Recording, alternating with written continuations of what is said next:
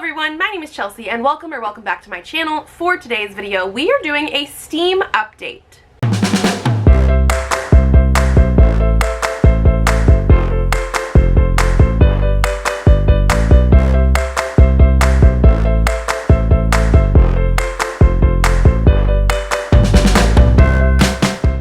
So I have been wanting to do a Steam update for a little while. I was intending to do these each quarter on the channel, but because we moved, I didn't get to do quarter two. So today will be actually quarter two and quarter three.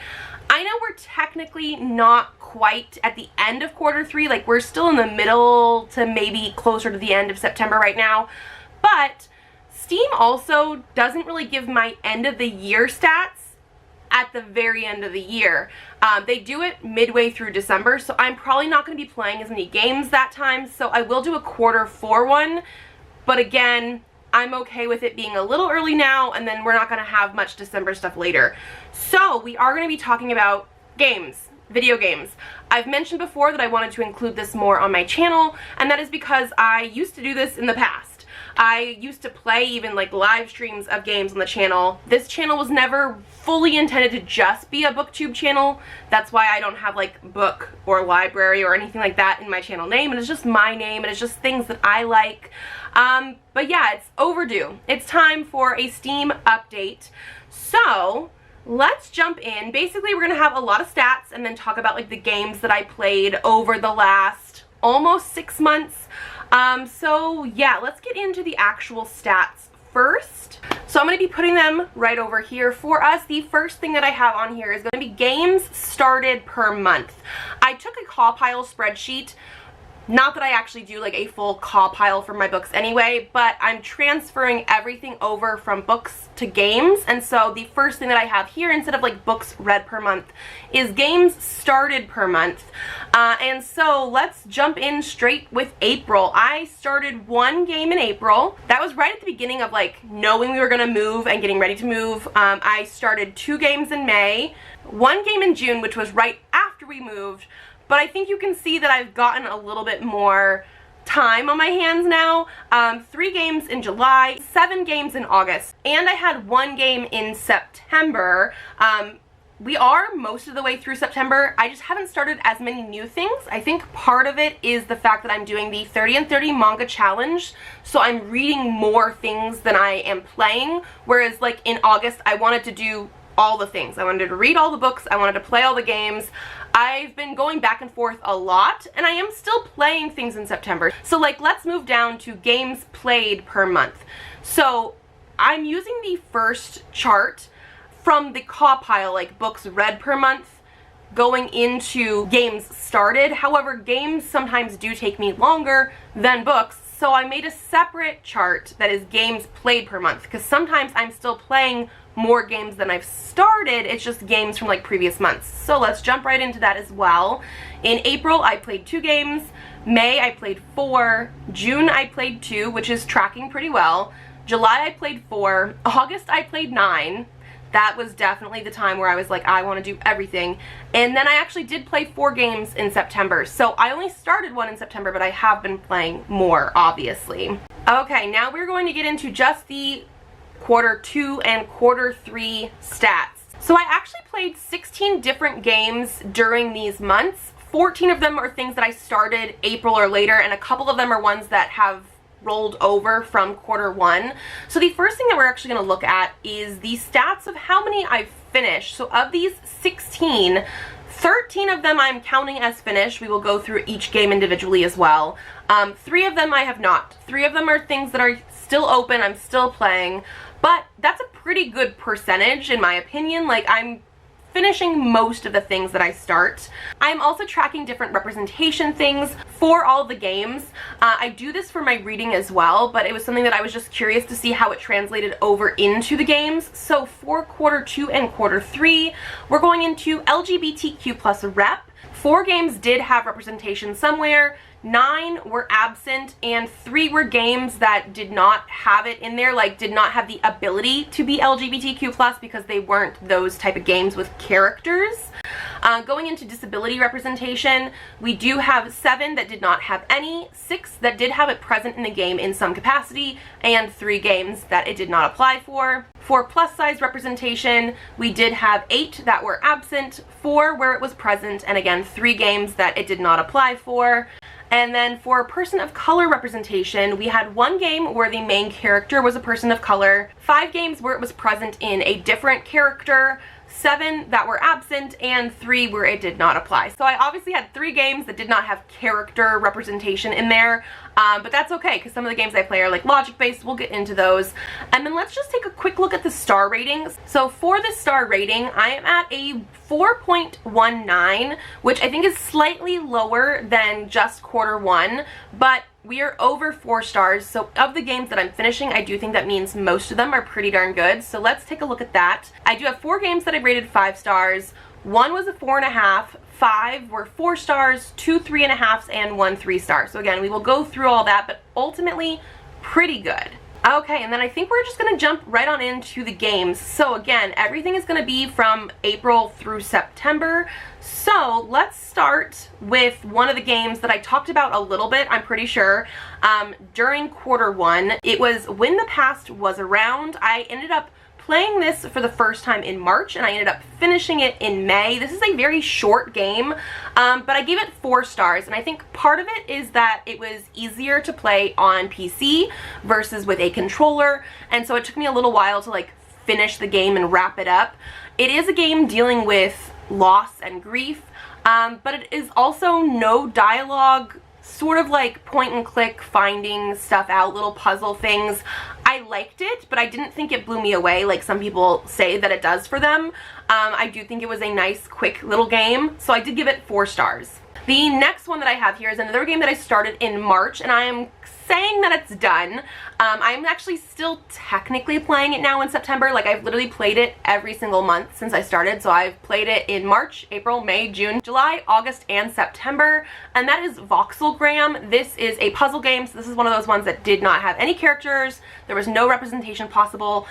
It's basically like a Picross / nonogram puzzle game in 3D. So you have cube-like shapes, rectangular prisms. They're not going to be like exactly uniform, and it gives you numbers on there, and those are the numbers you have to try and figure out what is a yes and what's a no, and make shapes and creations that way.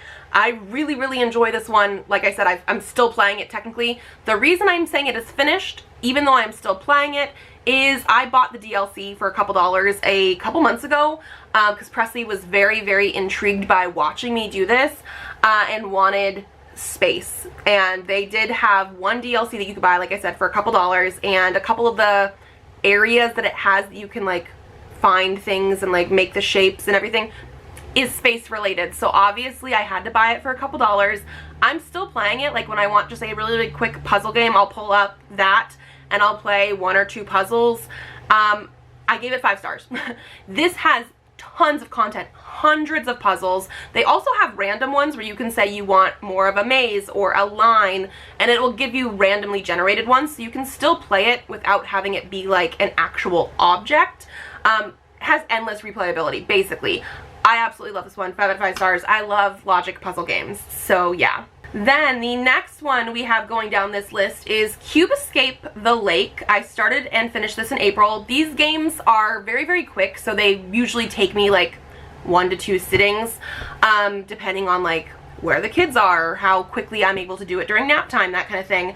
I gave this one 3 stars. I think it's my least favorite one of the Cube Escape games that I've played, and I think part of it in general is that all of these games do sort of fit together, and the further you get into the storyline, the more you'll know, but it's still not a ton, and so I'm really basing it on how easy or hard the puzzling aspects are, because it is sort of like an escape room sort of thing. You have to figure out what pieces you need to find the other parts, and this one just didn't stick with me as well. The next one we're going to talk about is Cube Escape Arles, which I played in May. I gave this one 4 stars, so I did like this one a little bit more, but again, Cube Escape type of situation. I do like these, and like I said, as you get further, you do get to know them a little bit more. Moving into the second one that I did in May, Cube Escape Harvey's Box. I just kept coming with the Cube Escape games. This one I gave 3.5, so not liking it as much as Arles, but I did like it more than The Lake. Again, these are very weird Cube Escape puzzle games, like very weird. You don't get a whole storyline with them. They're just sort of like very random. As we get further in, there is more to it, which I do like. The next thing, the one that I started in June, is called Let's Revolution.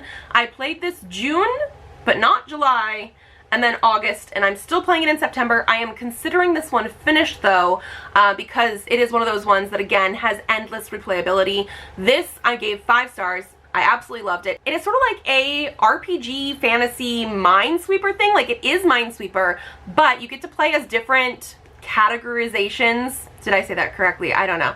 Categorizations, brain fart, of like warriors. So like, you could be like an actual warrior where you're more the hack and slash type. You want to find the enemies on this Minesweeper board and you want to take them all out. They also have one that's more magic-y, where you want to reveal stuff as you go, but not the enemies. You're trying to avoid them but get the other stuff. And then they also have one that's more like purely stealth. Like, you don't want to step on a bad guy at all because you're more about going away undetected. I really, really love this one. This is one where they have an easy mode, which helps you identify like where the safer spaces are, like going around the mines, because it's not the exact numerical value that you would expect from a normal Minesweeper. And then they also have normal mode and normal mode plus, and it gets harder and harder as you go. You get more benefits from easier modes than the harder modes. And I just really love the fact that you can do many different play styles and you can unlock them as you go as well. So this is one that I gave 5 out of 5 stars because I absolutely loved it. But I'm saying it's finished because I finished each main character's like easy mode, and then I'm taking my time with everything else because you get to unlock things as you go, and it's like they have a new like challenge every single day. Like, it could go on forever. So I'm saying I finished it, but I do still play this one when I want a semi-quick game and I just want to do like one thing. Moving into one of the games I started in July, we have A Little to the Left. This is a game that I played sort of with Presley. Presley played it. Presley sat on my lap, and this is the first time he's used a mouse on the computer. And he is somebody that loves sorting. He loves organizing, and so I was able to help him with some of the harder ones, but he did most of it by himself. I will have to eventually get the DLC for this one because he every so often asks if we have more A Little to the Left. And this one does have like, you can get a new puzzle every single day, but because it's only one puzzle, it's very, very quick usually. He wanted to sit and do it all like at once. I think we ended up playing this over maybe a week total because he wanted to play it every single Elliot's nap time. She would go down for nap, we would come in here, and he wanted to play A Little to the Left and sort all the things. I gave this 5 stars. It was absolutely fun. I thought it was adorably cute that Presley did it with me. And we did play this on PC. I think you might be able to play it on controller, but I played a lot of things on PC the last few months, so yes. Moving into a game I have not finished yet, actually. I started Baldur's Gate 3 in July. I played like 14 hours of this, like straight. Like, not straight, but like every single day. This was what I was picking up instead of reading anything. I was obsessed. I have put it down for a little while because I was way too obsessed with it, and I haven't picked it back up since, and we're now near the end of September, but I've been absolutely loving this one. It is very different for me in the type of like RPG D&D style because I play some RPG type things, but I guess they're more like action RPGs like Dragon Age, Mass Effect, things like that. I'm not as into the like turn-based ones, even though I love the concept of it, and I've been really, really enjoying this. My big thing with this so far, and part of the reason I put it down, I was getting so entrenched in it, but there is so much to take in. Like, I still don't fully know what the point of this game is, even though I'm 14 hours in.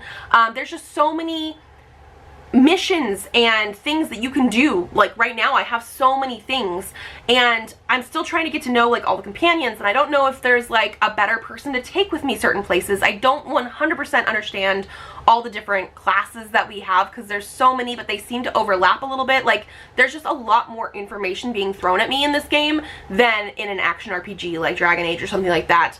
But I love that we do have like the story-based stuff. Like I really am enjoying it like so much.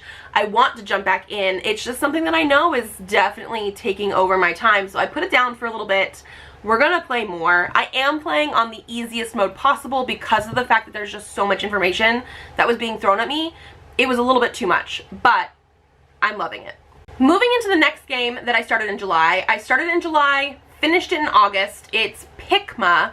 I'm saying I'm finishing it. It is technically free right now in early access, and this is another one of the Picross nonogram type of games. They do have 3 different styles of games. So one is like a traditional nonogram type of one, and then they had 2 other styles that I don't remember what they're called right off the top of my head, but they're games that I've played before. Like I absolutely love this type of style, these puzzle games with the numbers and you have to figure everything out. I love it. The reason I gave this a 4 is that even though it is early access, they have stuff behind a paywall, and I'm just annoyed that they have so much stuff, and yet in order to like really feel like I'm getting enough, it's behind a paywall. Like microtransactions. I would rather pay something for the full game and not have to worry about microtransactions. And when I do specify that they have 3 different play styles, they do. They have like the traditional nonogram, they have one where you can make a line, and they have one where you're filling in like squares of 9 basically.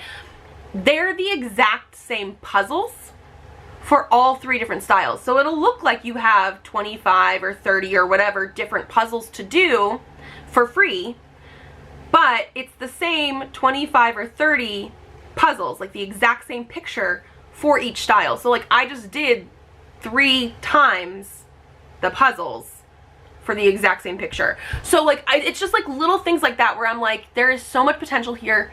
There was a lot of stuff to do. However, if you've done it once, you sort of know what it looks like when you get to the next one, because they're the same exact puzzles, they're just a different style. So it's early access. I'm hoping we get more from it when it comes out of early access. I really did like it. I just didn't like some of those like little things.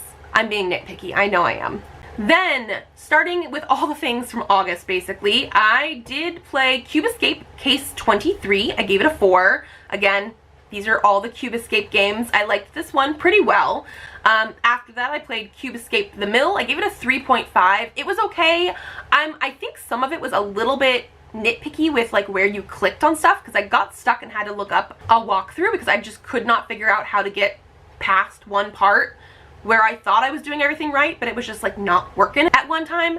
And then I also played Cube Escape Birthday. I gave that one a 4.5. I think that was my favorite one so far of the Cube Escape games. It was a part where things really started to come together a little bit, so I liked that. Then I played Our Life Beginning and Always. I played this entire game in August. Over 25 hours of this game. I was obsessed. I gave it 5 stars. I absolutely love this game. I need the extra DLC from it now. I already had the game and the DLC that gives you extra moments. This is a dating sim. It gives you extra moments with Cove, who is like the guy that you're allowed to date in this one, and I already had all of that, but now there's a couple other DLCs that give you other characters that you can romance, and I'm very curious about that now because I just really love the storytelling of this one. It is a dating sim where you can only date Cove, at least if you don't have any DLC, and I will say I can understand there are going to be people who do not like Cove as a character. I absolutely loved him. He is very much sensitive, emotional, introverted. They do mention later on that he is autistic as well, and it is something that I picked up on going through a little bit of the game, but it was also one of those things where it could have not, like they could have just chosen not to say it, but they did later on when he was older, and I absolutely love the way they handled that. He does have some anxiety and some issues with social situations, and so as a character who is literally there for you, so no matter what you do, it's not one of those dating sims where like you pick an option and it could be right or wrong for the character that you're trying to date. You know how sometimes like when you're trying to date somebody, you have to like feel like you're hitting check boxes, like, oh, I said this because they like this, but they don't like this, so I'm not going to say that kind of thing. That doesn't happen here. He is going to date you no matter what, as long as that's what you want. Everything here is what you want the character to be, so he is 100% there for you. You can be aloof, you can be direct, you can be sarcastic. There's like things that you can do, and no matter what, there is no wrong choice, because he's never going to like not want to date you, because he is there for you. I just sort of love the way that they put that together. There is a new game coming out eventually called Our Life Now and Forever, which has 2 different people that you can date, and I'm very, very excited because I want to see how they're going to do with like other characters.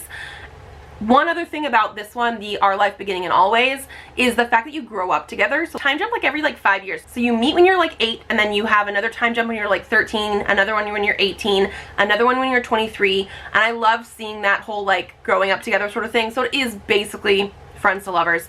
I was obsessed. Obsessed. Played it in 1 month. Played over 25 hours. Obsessed. And before I forget, one thing that I really loved about this as well is that we have different representation that you can have, because you can be whatever you want to be, but our love interest Cove, again, is going to like you no matter what. However, also comes out as demisexual later on in the game, which again, I absolutely love because of the way that they set everything up. Like, I'm demisexual. It really worked for me that way, so there was a lot of representation here. Then another one that I played is Cube Escape Theater. I gave this a 4-star, so this is the last Cube Escape game that we have on the list right now, because the next one that's coming up is not Cube Escape, it's something else. I don't remember. But yeah, again, I like this one well enough. Not my favorite, because Birthday was my favorite, but I do think everything is coming together, which I like. Then in August and going into September, I started, like the very last day of August, I started Tavern Talk, which is something that just came out this year. I have absolutely been loving it. It's not finished yet because I haven't been playing that as much in September. I have been playing some, but this is basically like, I think it's the same people that did Coffee Talk, I could be mistaken, but it's like a life simulator sort of thing where you are running a D&D style tavern and you get to make these drinks for these D&D characters, and you also put together like missions and stuff on your notice board, and they grab the stuff and go, and so you're just sort of in the middle of all their lives as like the tavern keeper. I think the characters are really adorable. There's no like dating sim romance in this one. It is more just like you are the tavern keeper. There's magical, mystical things happening around you, and these D&D characters are going off and taking care of it, and then like they come back and check in with you. I've really been enjoying it. Like, I think the writing style and everything is like very funny with this. Like, it's very tongue-in-cheek. I love that. So and then actually we're moving into the last one I have here. There is one game that I started in September, have not finished it yet, but I have been playing it more recently, and it was I Was a Teenage Exocolonist. I'm on my first run through of this because this is something that actually takes multiple run throughs to like really get into everything, and I think because of that I've slowed down a little bit. I was really into this when I first started, played quite a bit of it, but now I'm like on year 18 or something like that, and it's been slowing down a little bit. You're not talking to as many characters, and I know it's just because I'm getting close to like where the next part is going to come. So besides that, this is another sort of like life sim, not exactly a farming sim, but it is very interesting. You get to make friendships, and there's sort of like relationships sort of thing, but it's sci-fi, which I love, and so I'm waiting to see more of the actual gameplay once I get to the next part before I like have a good feeling of it either way. Like, I've been really enjoying it, but I'm also at a slow part right now. So yeah, that's where we're ending for September. Ooh, that was actually quite a bit. We'll see what my end of the year stuff is. I do think one of my goals is to potentially try and go back and play some of the things that I stopped playing earlier. So I know like Q1, one of the games I was playing a lot of was Spiritfarer, and I stopped because again, I was getting too obsessed, stopped reading anything else. I feel like that happens a lot. I'll get very, very obsessed with a video game that takes me a little while, and then because I'm obsessed with that, I'm not reading as much, and then when I want to read something because I need to read it, I stop playing the video game, and then I just haven't gone back to it yet because I know I'm obsessed. So, but like Spiritfarer feels very fall, so I might come back to that one. And then besides that, the only games that I currently have that I'm playing that are still open, unfinished, are Baldur's Gate 3, Tavern Talk, and I Was a Teenage Exocolonist. I am getting that feeling of wanting to start a new game in October. I haven't fully figured out what I want to start, maybe something fall-ish, but I'm at that point where I'm like, I have some games open, obviously, but I'm feeling the urge to get a new one. So I think that's going to be it for me today. Let me know if you play video games too. I know there is quite a big overlap between people who are readers and gamers, and I would just love to know. Otherwise, that's going to be it for me today. If you like this video, give it a thumbs up to let me know. Subscribe to this channel if you'd like to see more videos. I do have videos coming out Tuesdays, Thursdays, and sometimes Saturdays, so I will see you then. Bye!